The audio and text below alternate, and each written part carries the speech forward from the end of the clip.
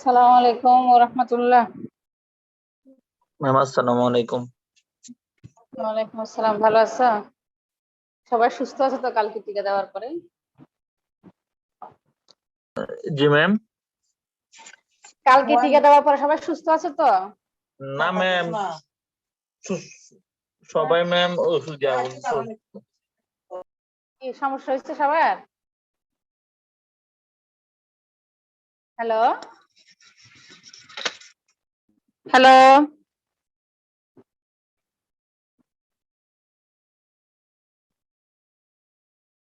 হ্যাঁ ma'am, hello, ma'am সবার ব্যর্থ হয়ে গেছে, কয়েকজনের জ্বর আসছে, মাথা ঘোরাচ্ছে তুমি সুস্থ কয়েকজন। আছো? আমি তো ম্যাম আগে দিছি তো, আমি তো আজ কালকে দিই নাই। ও আচ্ছা, তুমি আগে কোথায় দিয়ে দিছিলে? আগে ম্যাম সামরিক হাসপাতালে দিয়ে দিছি। ফার্স্ট ডোজ, সেকেন্ড ডোজ তো পাই নাই, শেষ হয়ে গেছে।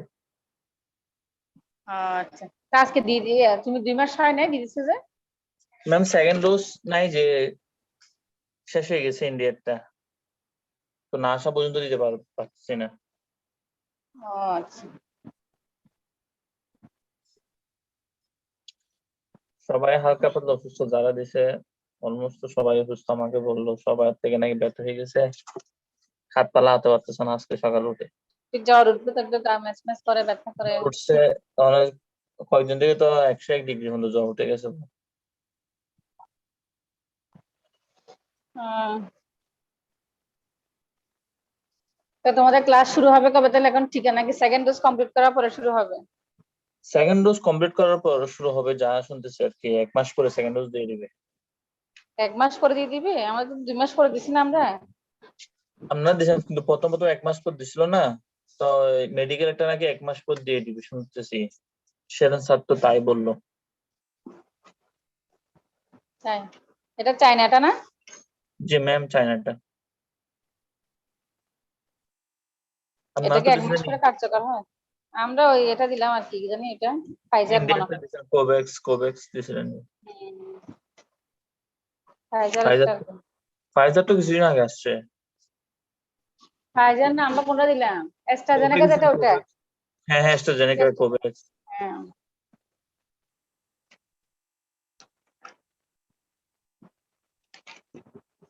আচ্ছা, তোমরা গত ক্লাসে একটু রিভিশন দিলাম তো 5 মিনিট। Okay ma'am. গত ক্লাসে কতটুকু পড়ানো হয়েছিল দেখো তো, একটু রিভিশন দাও। ভিটামিন এ পড়াইছিলেন, ভিটামিন ফাংশন এ কি গুলো। শেষ করেছিলাম? ফাংশন, ডেফিসিয়েন্সি আসছিলাম মনে হয় ডেফিসিয়েন্সি না? গুলো ম্যাম আবার ডেফিসিয়েন্সি গুলো আবার বলতে হবে। হুম। আচ্ছা, একটু তোমরা ফাংশন, রিভিশন দিয়ে নাও। ফাংশন পড়াইছিলেন। ভিটামিনটা খুবই ইম্পর্টেন্ট।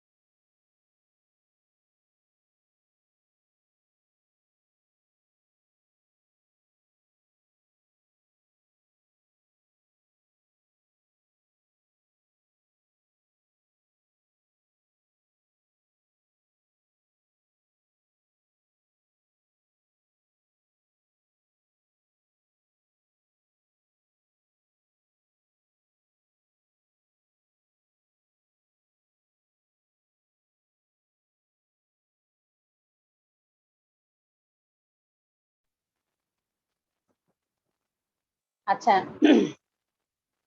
এখন ভিটামিনে আমরা ফাংশন পর্যন্ত পড়েছিলাম। ফাংশনের মধ্যে পড়েছিলাম helps in fission by synthesizing visual pigmentation in photoreceptor, অর্থাৎ রেটিনার যে ফটোরিসেপ্টর গুলো আছে রড এন্ড কোন ওই পিগমেন্ট গুলো সিনথেসাইজ করেন। Retinoic acid regulate gene expression. essential for normal differentiation of epithelial cells and mucus secretion. এখানে আরেকটা জিনিস অ্যাড করো, essential for normal differentiation of immunosystem cell. Immunosystem cells G ma'am, এটা add করা হয়েছিল। বলছিলাম না? তারপরে helps in formation and maintenance of healthy teeth, bones, soft tissue. Acts as an antioxidant, promotes growth, maintenance, reproduction. এখন এই ফাংশনের আলোকে আমাদের ডিফিসিয়েন্সি হলে কি কি ডিফেক্ট হবে? ডিফিসিয়েন্সিটা বেশি ইম্পর্টেন্ট। প্রথম হচ্ছে ওকুলার ম্যানিফেস্টেশন, এটা আমরা সবাই জানি ভিটামিন এর অভাবে রাত কানা রক্ষা, নাইট ব্লাইন্ডনেস। তবে নাইট ব্লাইন্ডনেস হলেও এখানে অনেকগুলো টার্ম আছে, জেরোফথ্যালমিয়া,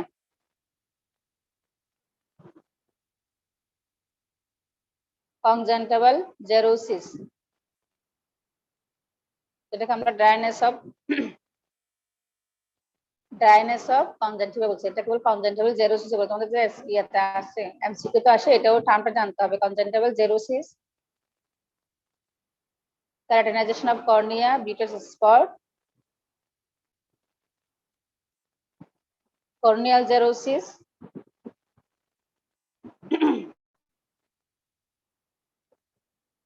corneal ulceration, keratomalacia.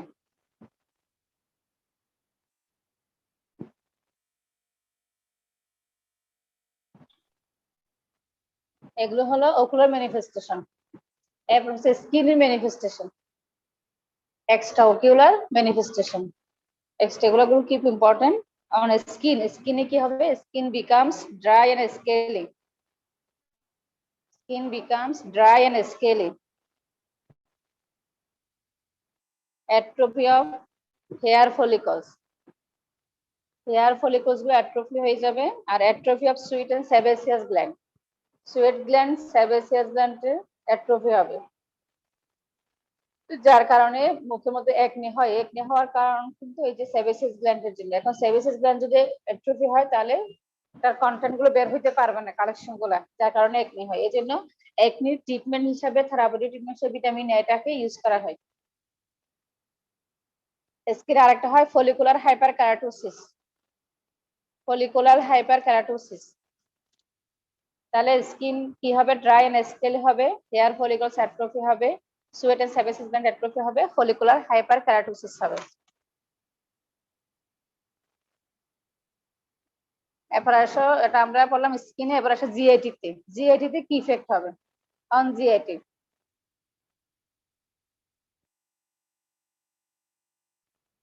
জিআইটি বলতে আমরা ওরাল ক্যাভিটি থেকে শুরু করি। ওরাল ক্যাভিটিতে তাহলে আমাদের স্যালাইভারি গ্ল্যান্ড অ্যাট্রফি হবে, যার কারণে সিক্রেশন কমে যাবে, জেরোস্টোমিয়া হবে,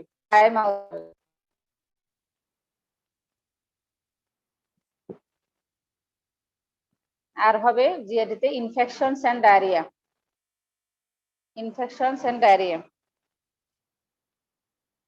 তাহলে ভিটামিন এর অভাবে আমাদের ড্রাই মাউথ হচ্ছে, জেরোস্টোমিয়া হচ্ছে, আমাদের স্যালাইভারি গ্ল্যান্ডে অ্যাট্রফি হচ্ছে, এই জন্য সিক্রেশনটা কমে যাচ্ছে বলে ড্রাই মাউথ হচ্ছে। আর একটা জিআইটি আরেকটা ম্যানিফেস্ট হচ্ছে ইনফেকশন এন্ড ডায়রিয়া। আর রেসপিরেটরি ট্র্যাক্ট আর জেনিটোরিয়াল ট্র্যাক্ট, এই দুইটাতে হবে metaplasia of the epithelial lining. Metaplasia মানে মিন্স হচ্ছে আমরা একটা ইয়া থেকে স্টেজ থেকে আরেকটা স্টেজে কনভার্ট করা, ট্রান্সফরমেশন হওয়া। এটা হবে transformation of columnar to stratified squamous epithelium, transformation of columnar to stratified squamous epithelium. এই জন্য এটাকে বলা হয় ক্যান্সার। এটার অভাবে, ভিটামিন এর অভাবে ক্যান্সারও হয়। ম্যাম কি লিখবো যে ম্যাডাম ইয়াতে রেসপিরেটরিতে metaplasia, metaplasia of the epithelial lining, metaplasia of the epithelial lining, bracket দিয়ে লিখে রাখো transformation of columnar to stratified squamous epithelium. Transformation of columnar to stratified squamous epithelium.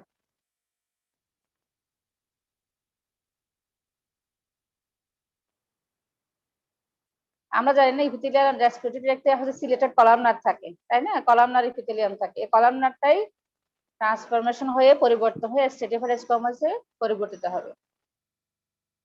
ঠিক তেমনি জেনিটরি ইউরিনারি ট্র্যাক্ট ও মেটাপ্লাই শব্দ ইপিথেলিয়াম হবে।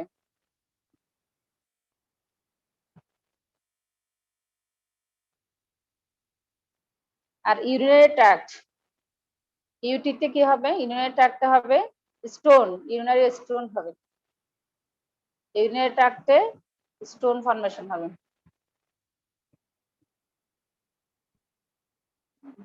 আর একটা ডিফিসিয়েন্সি আর একটা কমপ্লিকেশন হচ্ছে গ্রোথ ফেলিওর। ভিটামিন এ ডিফিসিয়েন্সিতে গ্রোথ ফেলিওর হবে। তাহলে ভিটামিন এ ডিফিসিয়েন্সিতে স্কিনে আমাদের অ্যাট্রোফি হবে, ফলিকুলার হাইপারকেরাটোসিস হবে, ড্রাই স্কিন হবে, স্কেলে স্কিন হবে, sebaceous gland, sweat gland atrophy হবে, হেয়ার ফলিকুলগুলো অ্যাট্রোফি হবে। জিআইটিতে কি হবে? আমাদের যেহেতু ওরাল টুলিতে ড্রাই মাউথ হবে, যেহেতু সিক্রেশন কমে যাবে, সিক্রেশন কমে যাবে কেন? স্যালাইভারি গ্ল্যান্ডগুলো অ্যাট্রোফি হওয়ার কারণে। আর ইনফেকশন ডায়রিয়া হবে। আর respiratory tract, genitourinary tract হবে metaplasia of the epithelial lining. Urinary tract ma'am হবে স্টোন। স্কিনটা লিখতে পারি না ma'am, atrophy, dry skin, follicular hyperkeratosis, আর কিছু আছে? ওই যে সেবাসিয়াস গ্ল্যান্ড, সোয়েট গ্ল্যান্ডের অ্যাট্রোফি হবে, atrophy of sebaceous gland and sweat gland.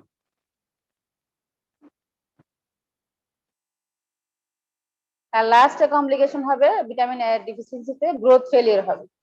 এগুলো এখান থেকে কিন্তু তোমার স্টিমে দিতে পারে এমসিকিউতে।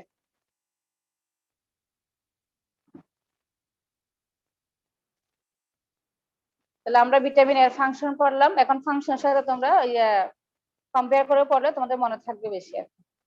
ইমিউনো সিস্টেম সেল বললাম, তাহলে ইমিউনো সিস্টেম সেলের কারণে এখানে ইমিউনো ডিফিসিয়েন্সি, যেটাকে বলা হয় ইমিউনো নিউট্রিয়েন্ট। কি কি বলেছিলাম? ইমিউনো নিউট্রিয়েন্ট তিনটে বলেছিলাম মনে হয় না? ভিটামিন এ, জিঙ্ক, কি কি বলেছিলাম? ইমিউনোনিউট্রিয়েন্ট বলেছিলাম। ইমিউনোনিউট্রিয়েন্ট তো দেখতেছি না। ইমিউনোনিউট্রিয়েন্টের মধ্যে একটা হচ্ছে ভিটামিন এ, মোট তিনটা হচ্ছে ইমিউনোনিউট্রিয়েন্ট, অর্থাৎ এগুলোর পাবে ইমিউনোডিফিসিয়েন্সি হয়। একটা ভিটামিন এ, একটা জিঙ্ক, একটা আয়রন। এই জন্য এগুলোকে বলা হয় immunonutrient. Vitamin A, zinc, iron. জি ম্যাম লিখছি। তাহলে এগুলো যদি ডিফিসিয়েন্সি হয় তাহলে কি ইমিউনোডিফিসিয়েন্সি হবে? ওই যে কারণ ইমিউনো সিস্টেমকে ডিফারেন্সিয়েশন করে, ইমিউনো সিস্টেম যদি ডিফারেন্সিয়েশন করতে না পারে এখানে ইমিউনোডিফিসিয়েন্সি হবে। আচ্ছা, এখন আসো হাইপার ভিটামিনোসিস অর্থাৎ টক্সিক ইফেক্ট। আমরা লিপিড সলিউবল ভিটামিন পড়ছি, তাই না? এখন লিপিড সলিউবল ভিটামিন বলছি অ্যাডেক। হ্যাঁ ম্যাম। আমরা যখন পার্থক্যটা পড়েছিলাম যে লিপিড সলিউবল ভিটামিন গুলো সহজে এক্সক্রিশন হয় না, এগুলো হচ্ছে আমাদের বডিতে ডিপোজিশন হয়। যদি এক্সেস ভিটামিন এরকম যদি ডিপোজিশন হয়, এটাকে বলা হয়, তোকে বডিতে থাকে, এটা বলা হয় টক্সিসিটি করে। এজন্য কিন্তু হাইপার ভিটামিনোসিস করে, অর্থাৎ ভিটামিন টক্সিসিটি হয়। ভিটামিন এ টক্সিসিটি মিন হচ্ছে hypervitaminosis A, excess intake of vitamin A. এটা হলে কি কি হবে? Dry and pruritic skin. দেখো দেখছি, dry and pruritic skin, teratogenesis, decrease bone mineral density, bone mineral pruritic density. মানে কি ম্যাম? ওই যে স্কেলের মতো আর কি, যেন এগুলো খুব ড্রাই হয়ে যাবে, ওই যে মাছের আঁশের মতো যেরকম চামড়াটা এরকম লাগে, জি ম্যাম। অনেক ড্রাই হয়ে একদম ইয়ার মতো শুষ্ক শুষ্ক যেরকম থাকে। কিভাবে বলবো? টেরাটোজেনেসিস, এক্সেস ভিটামিন ইনটেক হলে টেরাটোজেনিক ইফেক্ট হবে। আর decrease bone mineral density,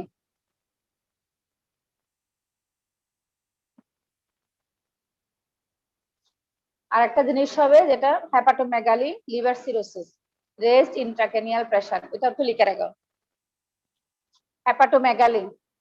vitamin A toxicity হলে, কারণ ভিটামিন এ টা হেপাটোমেগালি। জমা হয় লিভারে। হেপাটোমেগালি, কারণ ভিটামিন এ জমা হয় কোথায়? লিভারে। ভিটামিন এ জমা হয় লিভারে, এই জন্য ভিটামিন এ যদি বেশি লিভারে জমা তখন হেপাটোমেগালি হবে, লিভার সিরোসিস হবে। আর একটা হবে সেরেব্রালের রেস্ট ইন্ট্রাক্রেনিয়াল প্রেসার।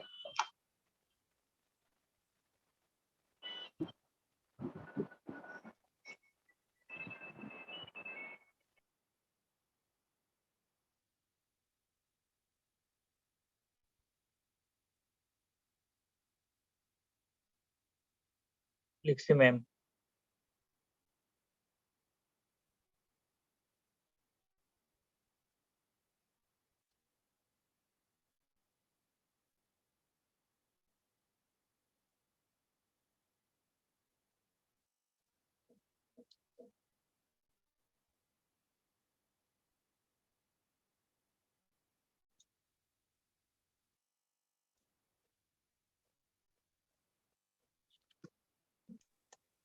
আমি বললাম যে থেরাপিউটিক হিসেবে ভিটামিন এ যেহেতু স্কিনের সমস্যা করে, ট্রিটমেন্ট অফ সোরিয়াসিস, আর যেহেতু ব্রণের জন্য দায়ী ভিটামিন এ, সেবাসিয়াস গ্ল্যান্ডটা যদি অ্যাট্রোফি হয়ে যায়, জন্য এটা এথনিক ট্রিটমেন্ট হিসেবে এটা ভিটামিন এ কে দেওয়া হয়, থেরাপিউটিকলি ইউজ করা হয়।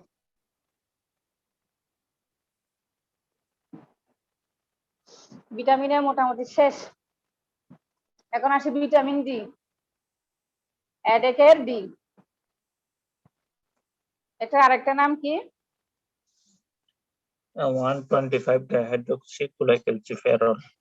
এটা হচ্ছে অ্যাক্টিভ ফর্ম, এটা কিন্তু পরীক্ষা আছে। Active form of vitamin D, active form of vitamin D হচ্ছে 125 ডাইহাইড্রোক্সিক্লোরোক্যালসিফেরল। ইনঅ্যাক্টিভ ফর্মটা হচ্ছে ক্যালসিফেরল বা কুলিক্যালসিফেরল। ক্যালসিফেরল,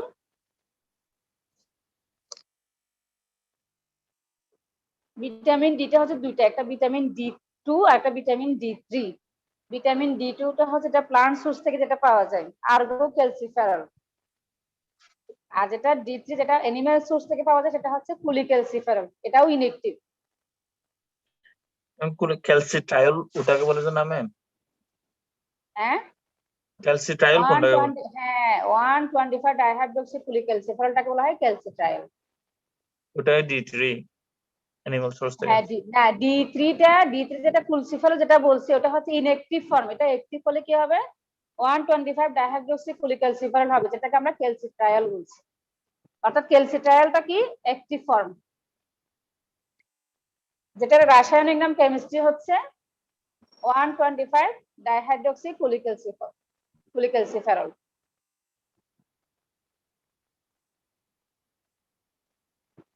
তাহলে এটা হচ্ছে ডি3 মেনলি। আমরা যে ভিটামিনটার কথা বলি ভিটামিন ডি, এটা মেনলি ডি3 ভিটামিনটাকে বোঝাই, যেটা অ্যানিমেল সোর্স থেকে আসে।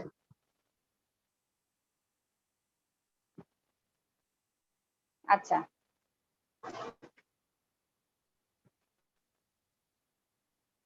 এখন source of vitamin D, natural source, exogenous source, আর একটা হচ্ছে এন্ডোজেনাস সোর্স।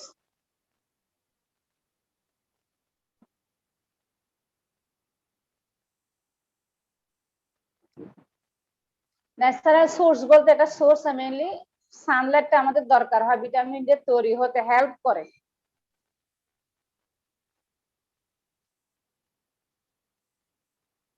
আমাদের ভিটামিন ডি বডিতে তৈরি হওয়ার জন্য সানলাইটটা আমাদের হেল্প করে, এর জন্য সোর্স হিসেবে দেখানো যায়। আসলে এটা সোর্স না, exogenous source R endogenous source.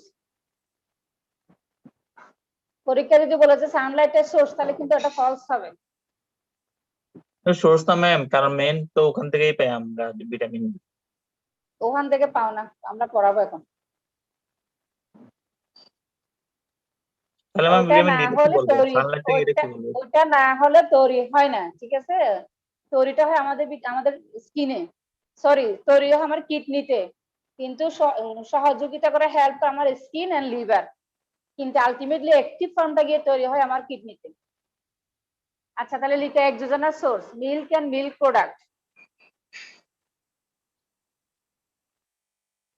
Milk and milk product, egg yolk, fish liver oil, fatty fish, এগুলো হচ্ছে আমার ওই যে বললাম অ্যানিমেল সোর্স।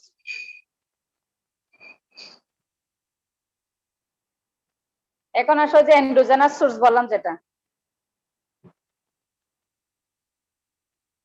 এন্ডোজেনাস সোর্স হচ্ছে মেইনলি 7 ডিহাইড্রোকোলেস্টেরল, 7 ডিহাইড্রোকোলেস্টেরল মেইনলি আমার স্কিনে থাকে, যেটা বলো আমরা স্কিন থেকে তৈরি হচ্ছে বলছি না, আসলে স্কিন থেকে তৈরি হয় না, স্কিনে আমাদের ফর্মটা থাকে 7 ডিহাইড্রোকোলেস্টেরল, 7 ডিহাইড্রোকোলেস্টেরল।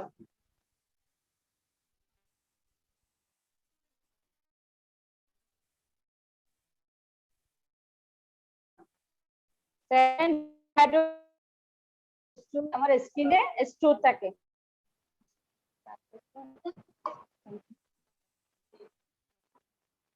7 ডিহাইড্রোকোলেস্টেরলটা হচ্ছে আমার, এটাই মেইনলি প্রিকারসর অফ কোলিক্যালসিফেরল, অর্থাৎ এখান থেকে কোলিক্যালসিফেরলটা তৈরি হয়। তাহলে এটা থাকে কোথায়? স্কিনে।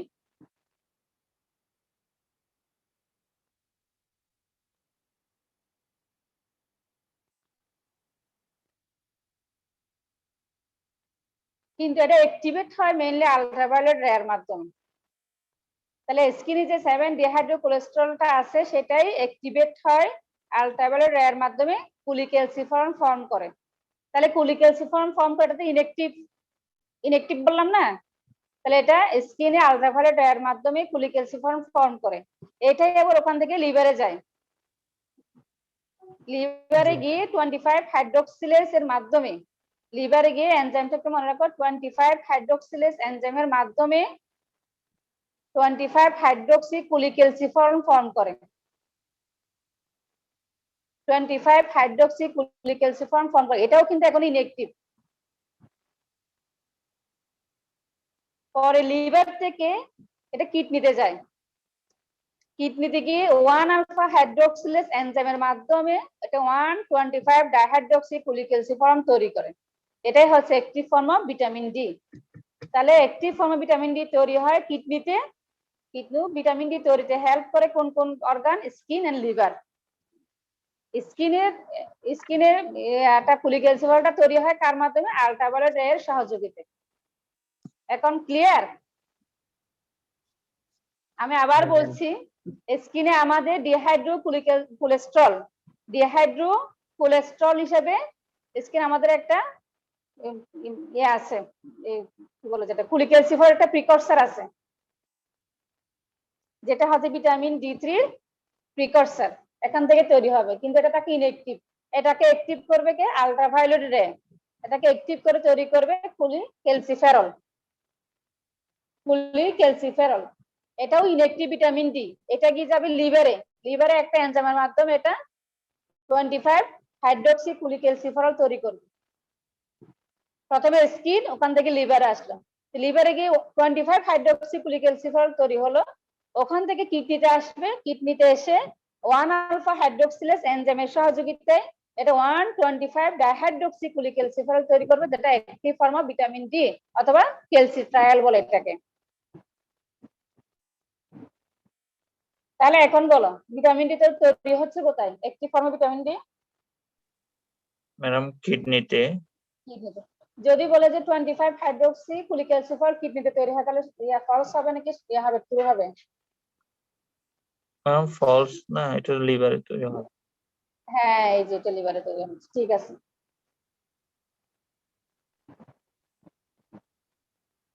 এখন ভিটামিন ডি আমাদের রিকোয়ারমেন্ট ডেইলি অ্যামাউন্ট হচ্ছে 400 থেকে 800 ইন্টারন্যাশনাল ইউনিট।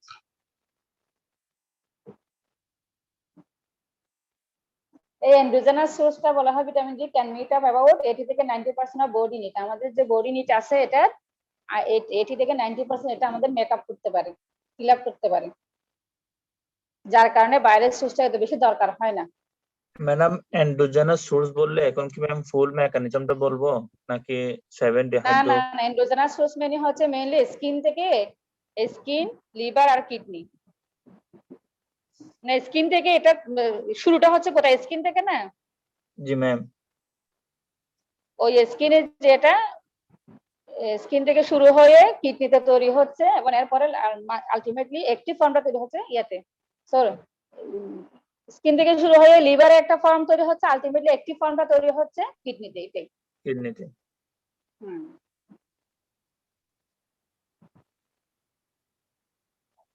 এখন আসো ফাংশন। আচ্ছা এখানে আরেক কয়েকটা জিনিস বলে দিই তোমাদেরকে, যে তাহলে আমরা বললাম যে কিডনিতে আলফা 1 আলফা হাইড্রোক্সিলেজ এনজাইম থাকে যার সহযোগিতা এটা অ্যাক্টিভ ফর্ম হয় ভিটামিন ডিটা। তাহলে যদি ভিটামিন এই যে এই এনজাইমটা যদি না থাকে, 1 আলফা হাইড্রোক্সিলেজ যদি ডিফিসিয়েন্সি হয় তাহলে কি হবে? ভিটামিন ডি ডিফিসিয়েন্সি হবে না? Yes ma'am. ভিটামিন ডিটা অ্যাক্টিভ ফর্ম হতে পারবে না। আবার এই ভিটামিন এই যে এই এনজাইমটাকে স্টিমুলেট করে প্যারাথাইরয়েড হরমোন, হাইপোক্যালসেমিয়া, হাইপোফসফেটেমিয়া। বুঝে নাই। এনজাইম আছে কিন্তু এটাকে স্টিমুলেট করছে না। আচ্ছা শোনো, তা আমরা বললাম যে কিডনিতে 1 আলফা হাইড্রোক্সিলেজ এনজাইম থাকে যেটার মাধ্যমে এটা হাইড্রোক্সিলেশন হয়ে ভিটামিন ডি অ্যাক্টিভ ফর্মে তৈরি হয়, 125 এ তৈরি হয়। যদি কোনো কারণে 1 আলফা হাইড্রোক্সিলেজ এনজাইম নাই কিডনিতে, ডিফিসিয়েন্সি, তাহলে আমার ভিটামিন ডি ডিফিসিয়েন্সি হবে। অথবা যদি আবার একটা বললাম যে 1 আলফা হাইড্রোক্সিলেজ এনজাইম আছে কিন্তু এটাকে অ্যাক্টিভ করার জন্য পর্যাপ্ত সরঞ্জাম নাই, কারণ এটাকে অ্যাক্টিভ করে mainly parathyroid hormone, hypocalcaemia, hypophosphataemia. Parathyroid hormone, অর্থাৎ হাইপোফসফেটেমিয়া। 1 আলফা হাইড্রোক্সিলেজ এনজাইমটাকে অ্যাক্টিভেট করার জন্য, এটাকে কাজ করার জন্য এটা স্টিমুলেট করবে কে? Parathyroid hormone, hypocalcaemia, hypophosphataemia. তাহলে যদি প্যারাথাইরয়েড হরমোন না থাকে তাহলে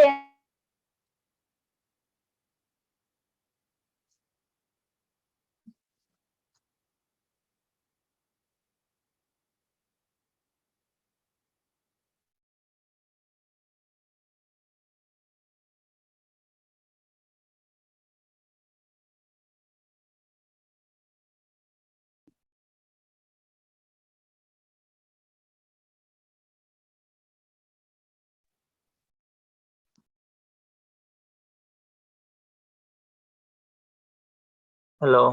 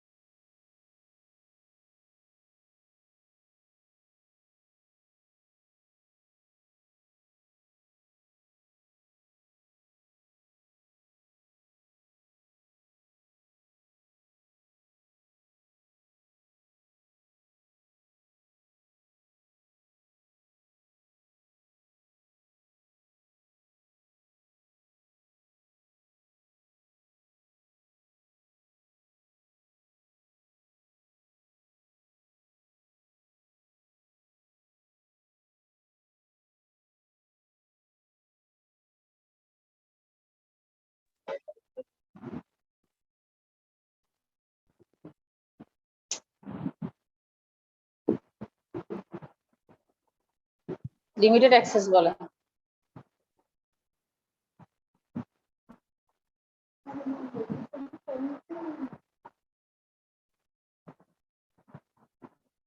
শুনতে পাচ্ছ?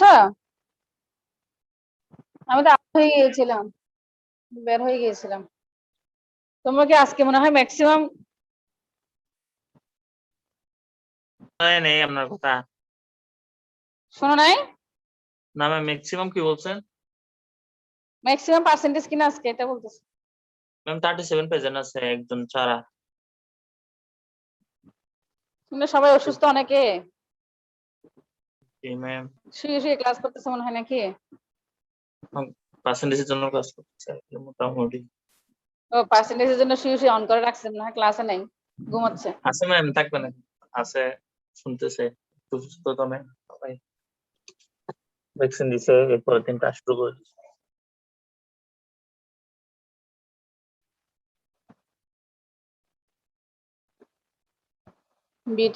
বিডিএস কি পরীক্ষার নোটিশ দিল? ফার্মা নাকি ম্যাম? আমার তো ইয়ে চলে গেল এটা। হ্যাঁ জেনারেল ফার্মা। এই যে এখন আসছে নোটিশ আসছে। জেনারেল হরমোন নাকি হারুন বেনা দিলে দেখলাম কিছু নোটিস কি জানি এক্সামে নোটিস স্থগিত করছে মনে হয় পরীক্ষা স্থগিত সময় করছে আপনাদের প্রফের ছিল না ওই যে জুলাইয়ের প্রফ দেওয়ার কথা ছিল ফার্স্ট আচ্ছা প্রফ এটা মানে ওটা স্থগিত তো করছে। কালকে পেয়েছিলাম নোটিশটা, প্রফের নোটিশটা। কালকে হয়েছে আর কি।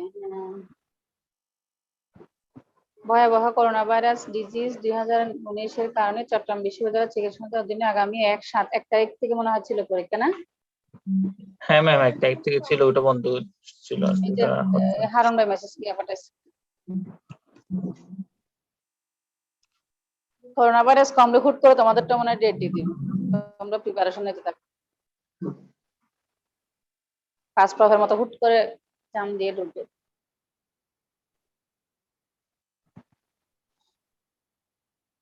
আচ্ছা এখন ভিটামিন ডি তোমাদের কোনো কোশ্চেন আছে কিনা?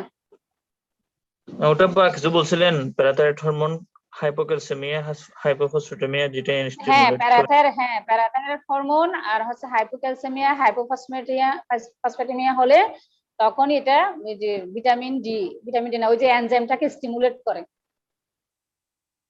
এনজাইমটা যদি স্টিমুলেশন না পায় তাহলে সেটা কাজ করবে না। জি ম্যাম। তাহলে স্টিমুলেশন না পেলে যখন হাইড্রোক্সিলেজ এনজাইমটা কাজ করতে পারবে না তখন ভিটামিন ডি তৈরি হবে, তখন ভিটামিন ডি ডিফিসিয়েন্সি হবে, এটা বললাম।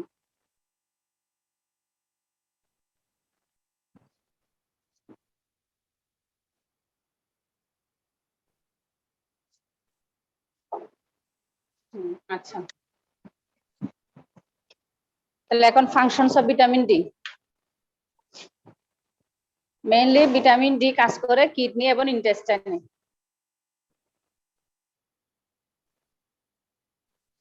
Increase intestinal absorption of calcium and phosphorus. Helps in also increases intestinal absorption of calcium and phosphate. Vitamin D, আচ্ছা আরেকটা কথা বলে ফেলি, ভিটামিন ডি তৈরি হচ্ছে আমরা বললাম 7 ডিহাইড্রোকোলেস্টেরল বললাম না? জি ম্যাম। যেহেতু এটা কোলেস্টেরল থেকে তৈরি হচ্ছে যেটা এটার অ্যাকশনটা হবে স্টেরয়েড হরমোনের মতো। ভিটামিন ডি এর ফাংশনটা হবে লাইক স্টেরয়েড হরমোন।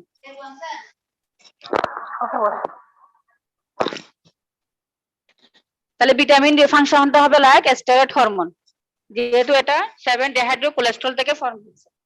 আচ্ছা তাহলে ভিটামিন ডি মেইনলি কাজ করে বললাম ইন্টেস্টাইন এবং কিডনিতে। হ্যাঁ তো কি করবে, ক্যালসিয়াম এবং ফসফেটটাকে অ্যাবজর্পশন ইনক্রিজ করবে। মেইনলি ক্যালসিয়াম এবং ফসফেটের যে অ্যাবজর্পশন হয় ইন্টেস্টাইনে, স্মল ইন্টেস্টাইনে, ওখানে এটা ইনক্রিজ করবে। এরপর হচ্ছে increase renal reabsorption of phosphate, increases renal reabsorption of phosphate.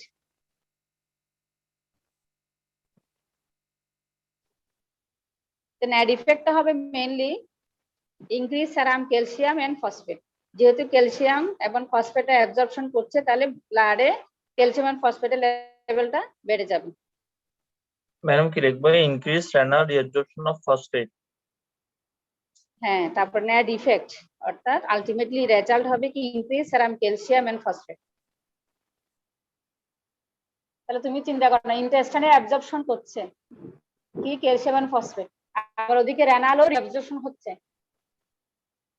Calcium and phosphate, তাহলে আলটিমেটলি ব্লাডে ক্যালসিয়াম এন্ড ফসফেট লেভেলটা ইনক্রিজ করছে। আচ্ছা আর এখন আরেকটা জিনিস সে করে, সে ফ্যাসিলিটেট করে প্যারাথাইরয়েড হরমোন ইনডিউস বোন রিজর্পশনকে। অর্থাৎ যখন ব্লাডে বললাম যে ক্যালসিয়াম লেভেল এবং ফসফেট লেভেল যখন কমে যায়, ব্লাডে ক্যালসিয়াম এবং ফসফেট লেভেল যখন কমে যায় তখনই ওরা বললাম যে আমরা ভিটামিন ডিটাকে ওই এনজাইমটাকে স্টিমুলেট করে ভিটামিন ডি ফর্মেশনের জন্য, যদি ভিটামিন ডি ফর্মেশন হয় এই ভিটামিন ডি কি করবে, প্যারাথাইরয়েড হরমোনটাকে ইনডিউস, যে বোন রিজর্পশন, বোন থেকে কিছু ওই যে ক্যালসিয়াম ফসফেটটাকে রিলিজ করবে, বোন থেকে ক্যালসিয়াম এবং ফসফেট রিলিজ করে ব্লাডে ক্যালসিয়াম এবং ফসফেট লেভেল বাড়াবে। কিভাবে বাড়াবে, যেটা বললাম যে ইন্টেস্টাইনে অ্যাবজর্পশন করে, কিডনিতে রিঅ্যাবজর্পশন করে। তাহলে প্রথমে বোন থেকে ফসফেট এবং ক্যালসিয়ামকে রিলিজ করবে, এরপর ওরা ইন্টেস্টাইনে অ্যাবজর্পশন বাড়ায় দিবে, কিডনিতে রিঅ্যাবজর্পশন বাড়ায় দিবে, যার মাধ্যমে ব্লাডে ক্যালসিয়াম এবং ফসফেট বেড়ে যাবে। এইটুকু বোঝা গেল কিনা? জি ম্যাম। আচ্ছা, এরপরে ভিটামিন ডি আরেকটা জিনিস হেল্প করে, বোন remineralisation, helps in bone mineralization.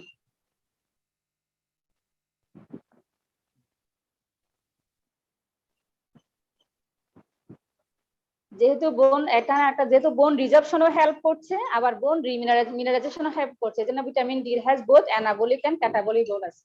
অর্থাৎ বোন রিজার্ভশনও করছে আবার বোন মিনারেলাইজেশনও হেল্প করছে, ভাঙতেছেও গড়তেছে।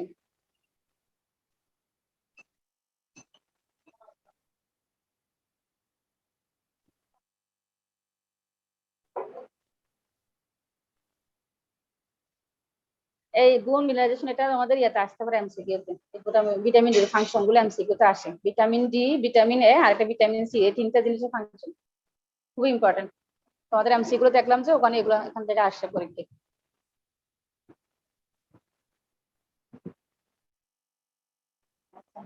যদি একটা কোয়েশ্চেন করে, যদি সিকেডি পেশেন্ট আর ক্রনিক কিডনি ডিজিজ, একটা পেশেন্টের সিকেডি আছে, তার ক্ষেত্রে ভিটামিন ডি তৈরি হবে কি নাকি হবে না? তার তো কিডনি সমস্যা আছে, কেমনে তৈরি হবে? হ্যাঁ, তাহলে ভিটামিন ডি তে কমবে। ঠিক আছে, এখন ভিটামিন ডি এর অভাবে কি কি হবে? Deficiency,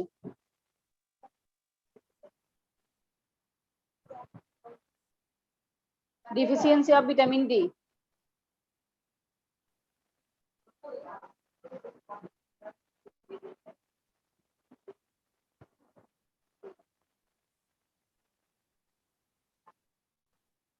In mild case, the hypocalcification of groin bone, groin বোনের হাইপোক্যালসিফিকেশন হবে।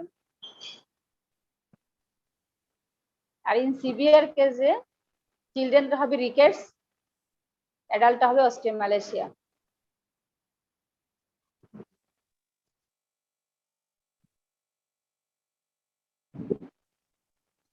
the hypocalcification হয়, তাহলে আমাদের টিথের মধ্যে কি হবে? আমাদের টিথের কি আসবে যদি ক্যালসিয়ামের অভাব থাকে? তখন হাইপোক্যালসিফাইড টিথ, টুথটাও হাইপোক্যালসিফিকেশন হবে।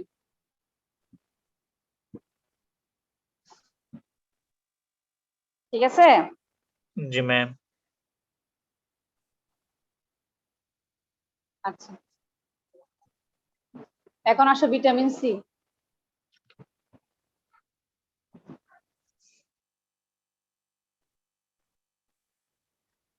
আচ্ছা একটা কোয়েশ্চেন করি, ট্রু ফলস বলে। Activity vitamin D or calcitriol is produced in kidney, true না ফলস বলো তো? Ma'am true. Active vitamin D calcitriol is produced in kidney. আচ্ছা ভিটামিন ডি ক্যালসিট্রায়োল তো থেকে ম্যাম, হরমোন, হ্যাঁ বলো ক্যালসিট্রায়োল কি হইছে? ক্যালসিট্রায়োল কিডনিতে অ্যাক্টিভ হয়। ক্যালসিট্রায়োলটা তো active form of kidney, vitamin D. এটা জি বললাম না, ম্যাম। কোলিক্যালসিফেরটা হচ্ছে ইনঅ্যাক্টিভ ফর্ম, কিন্তু ক্যালসিট্রায়োলটা হচ্ছে অ্যাক্টিভ ফর্ম। জি ম্যাম। আবার ক্যালসিট্রায়োলের কেমিক্যাল নেম বললাম 125 ডাইহাইড্রোক্সি কোলিক্যালসিফেরল। কনফিউশন লাগা দিও না, ঠিক আছে, একটু ইয়া করো পড়বা।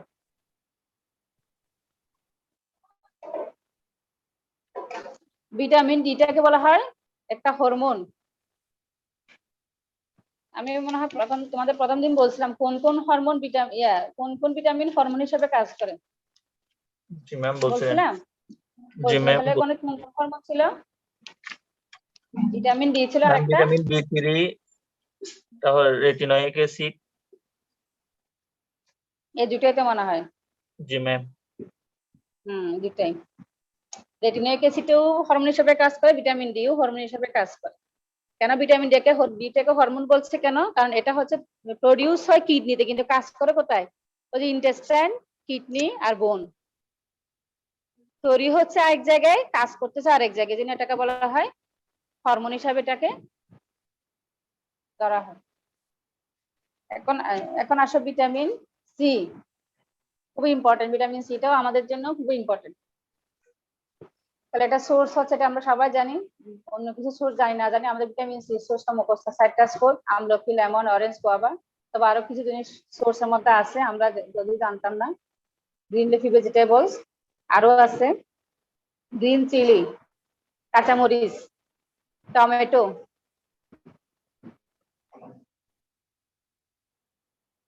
তারপর হচ্ছে গোয়াবা, গোয়াবা তো আছে এখানে, কাঁচামরিচ, আর একটা হচ্ছে গ্রিন চিলি, আর একটা বললাম tomato.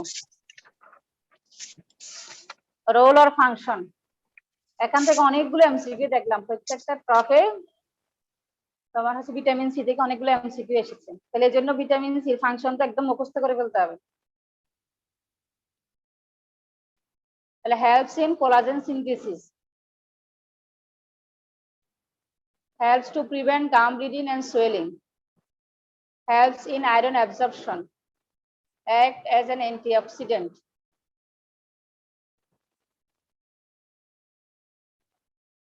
helps in wound healing, reduce serum cholesterol concentration,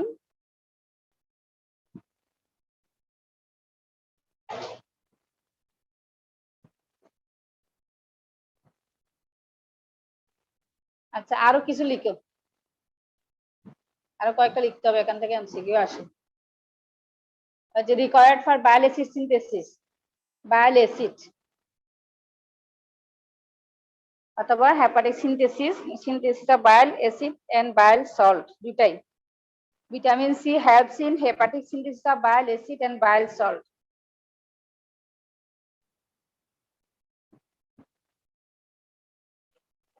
Participates in steroid hormone synthesis,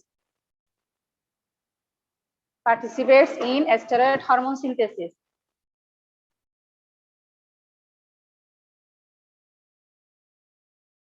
helps in catecholamine synthesis,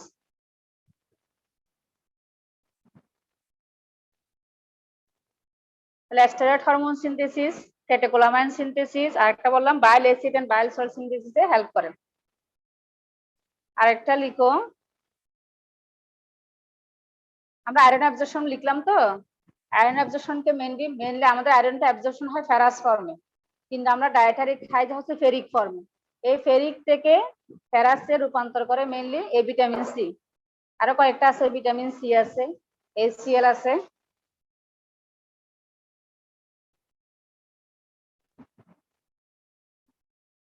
তাহলে এখান থেকে আরেকটা এমসিকিউ আসছিল যে ফলিক অ্যাসিড, দেখো it promotes the conversion of folic acid into its active form of tetrahydrofolic acid, conversion of folic acid to tetrahydrofolic acid,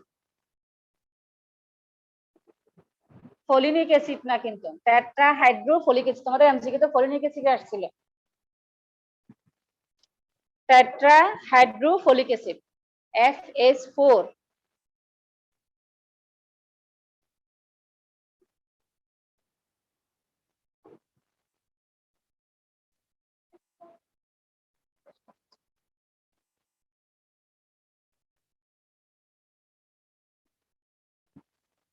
ঠিক আছে,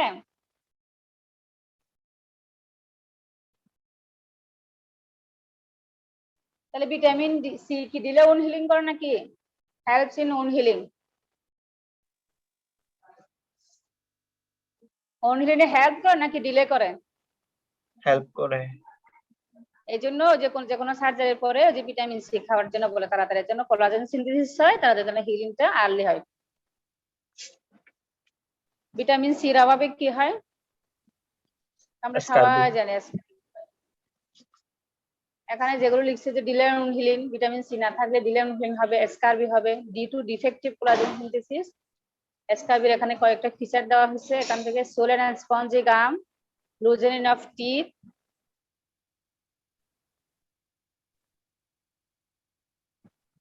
এপিস্টাক্সিস হতে পারে, ব্লিডিং হতে পারে, joint haemorrhage and swollen joint, iron deficiency anaemia, যেহেতু এখানে iron absorption যদি না হয় ভিটামিন সির অভাবে আয়রন অ্যাবজর্পশন না থাকলে আয়রন ডিফিসিয়েন্সি অ্যানিমিয়াও হতে পারে।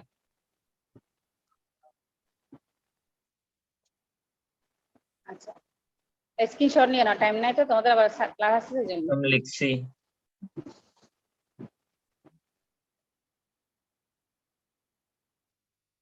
আমি নিচ্ছি।